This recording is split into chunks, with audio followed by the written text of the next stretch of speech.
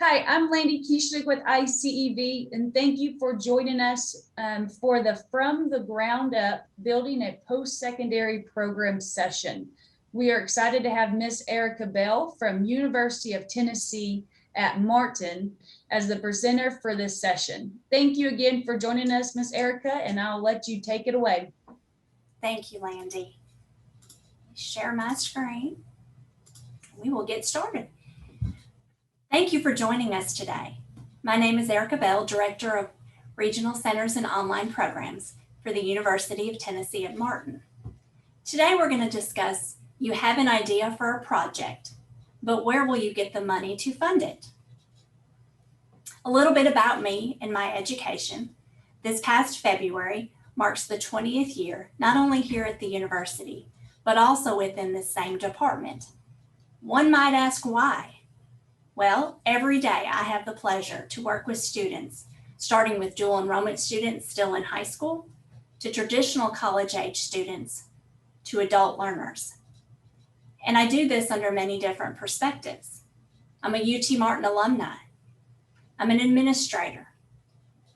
I'm a parent. I have a high school freshman, a sophomore at UT Chattanooga, and my oldest is finishing up her master's degree at the University of Alabama, Huntsville. I'm an adjunct instructor, and I also serve as a Tennessee and UT Promise mentor. So let's get started. Step 1, determine what you want to do with your sponsored funding. So you've identified a need and a problem. Do you have the data to back it up? You start identifying your ideas and your programs and your solutions that you'd like to see implemented and instituted. But you need to ask yourself, do you have the support? It is much easier to do something as a team than to do this as sitting out there on your own little island. Are there potential partners you could bring to the table to assist you? But the big question is, where will you find grant opportunities?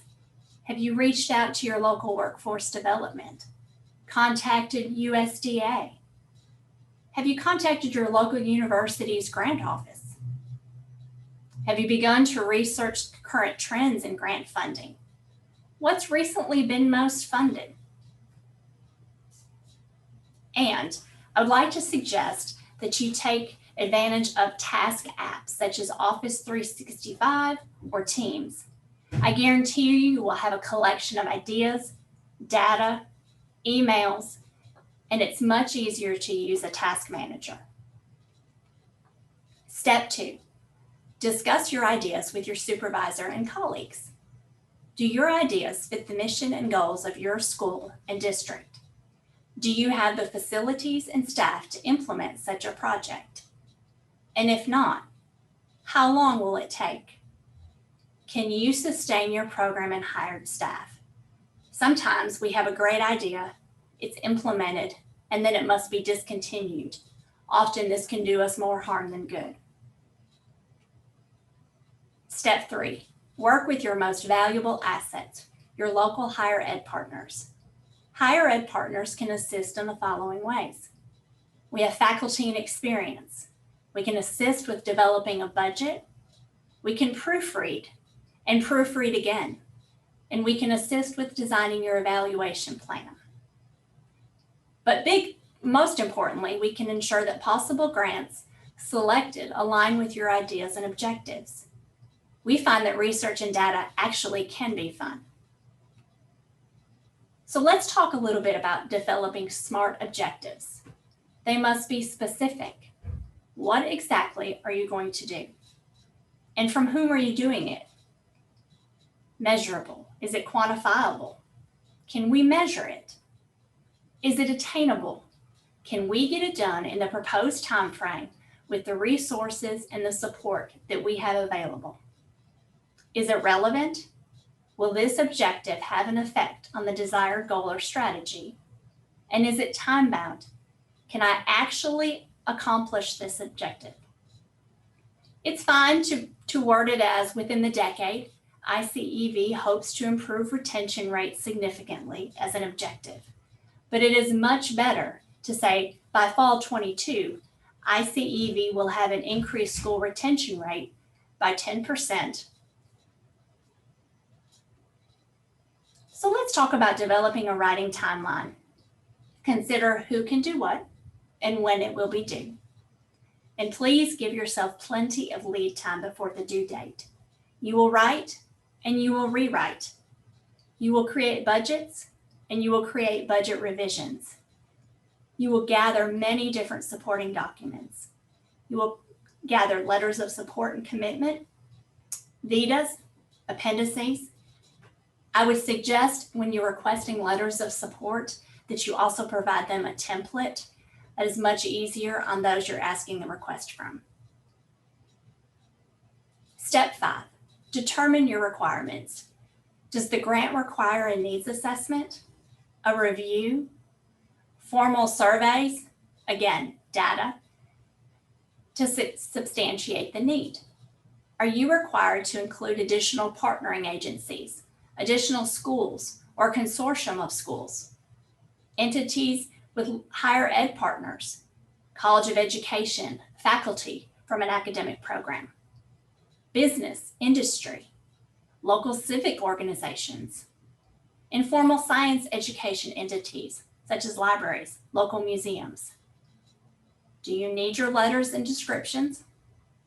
And do you need an outside evaluator?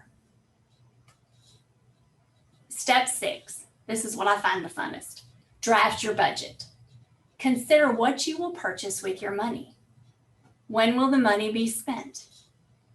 This will help you align and assist with the development of your grant timeline. Repeat, ask yourself, can you sustain your initiative at the conclusion of the grant? And now we wait. In the magical world of grant writing, minutes feel like days and days feel like minutes. But remember, your hard work was not wasted. You have an opportunity to look for another funding opportunity, and you are already 10 steps ahead.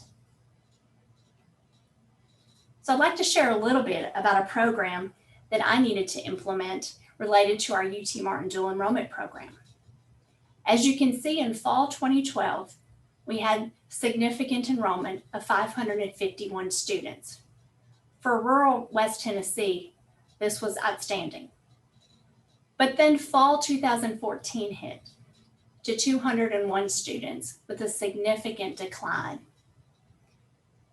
I created an idea or implemented an idea, asked for funding, and you can see our enrollment began to grow, topping out at 1,400 students in fall of 2019.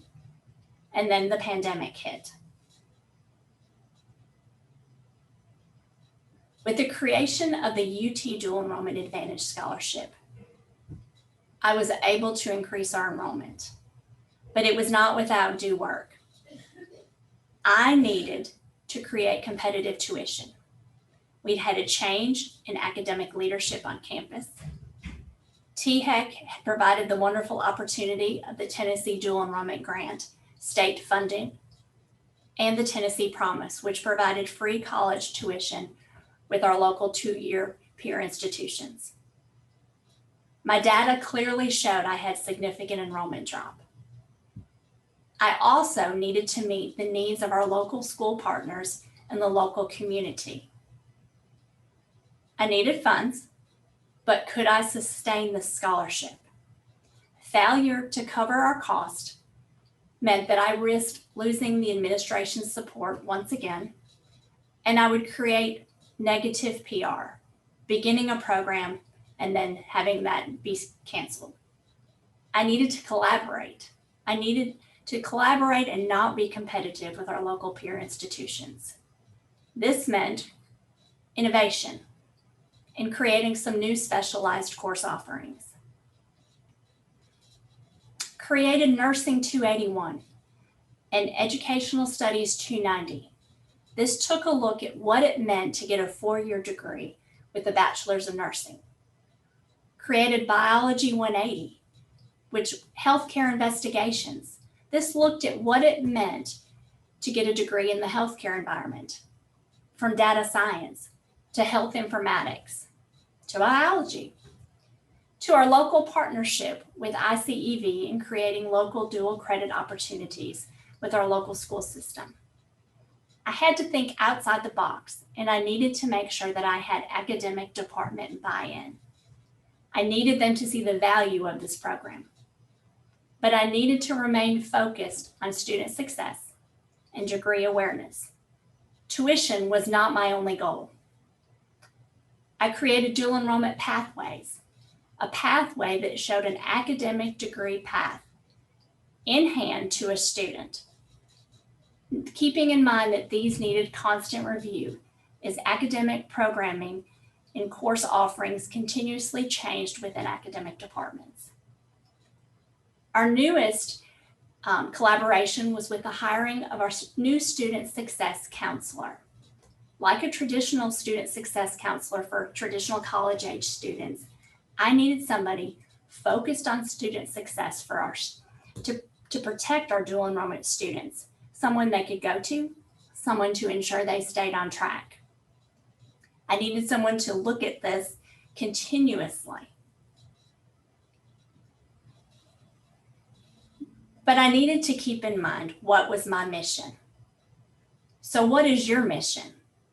Remembering that you cannot steal second with just one foot on first. I would welcome questions.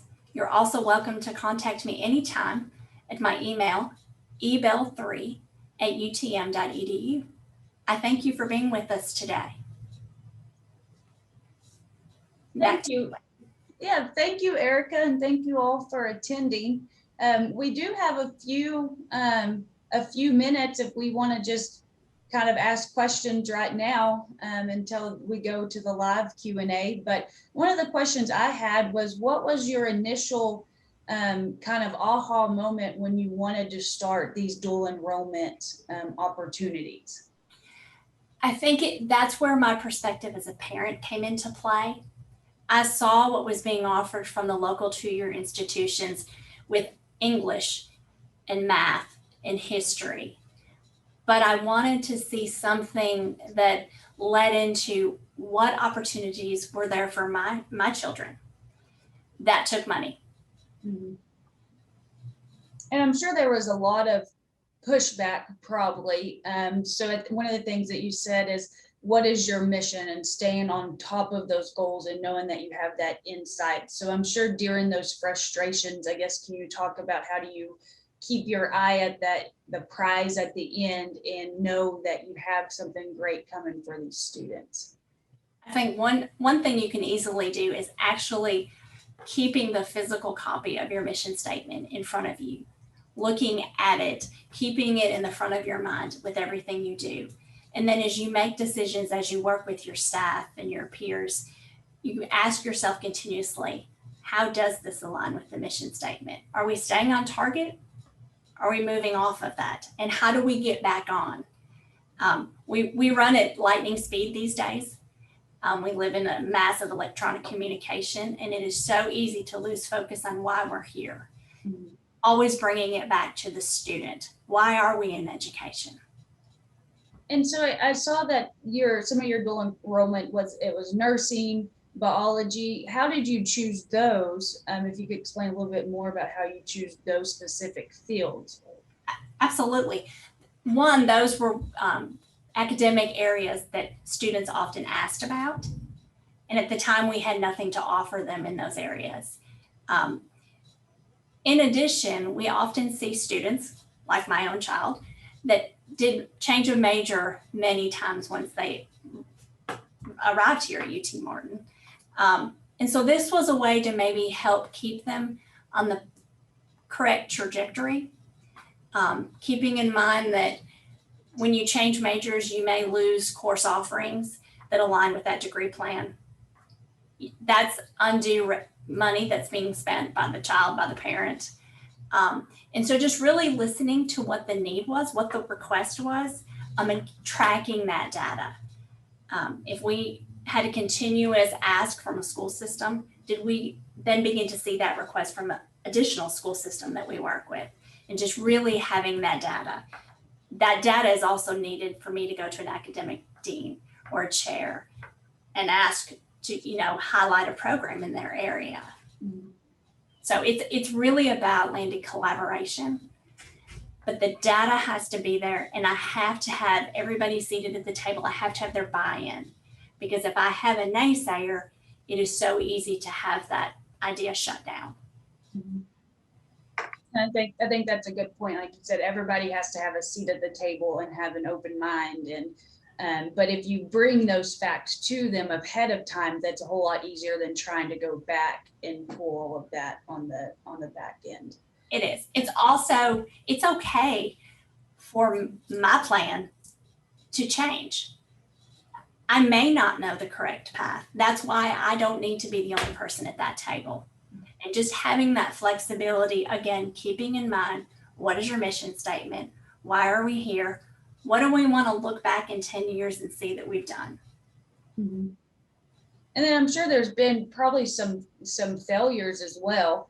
How do you go home and look past those failures, but then also see that there is going to be these great opportunities that come from just some of those small failures? I think the failures lead to big things. I think failures are learning opportunities. It's similar to telling in my students, my staff, my children, there's no such thing as the dumb question. We're all in education. I am in learning higher ed. I am learning every day something.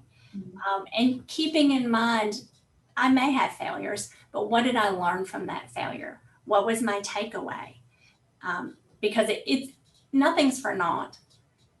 There's a reason for everything. And I think just having that positive mindset and just trying to continually think of the future, where can we go from here? And again, just being open to communicate, to collaborate, and to walk away and say, I don't think this is going to work for us. I thought it would. I don't think it's going to. I think it's going to do us more harm than good, and move into a different direction. Well, great. Well, and that's, like I said, I know we had a few minutes until our 20-minute mark, but I hope everybody watching still joins us for the live Q&A, because I know we can really ask some more in-depth questions for you in the process and these different steps. So again, everybody watching, thank you again for attending. Thank you, Erica. Please join us for the live Q&A by following the link below, and you'll be able to ask Miss Erica a lot more questions. So thank you again. Thank you, Landy.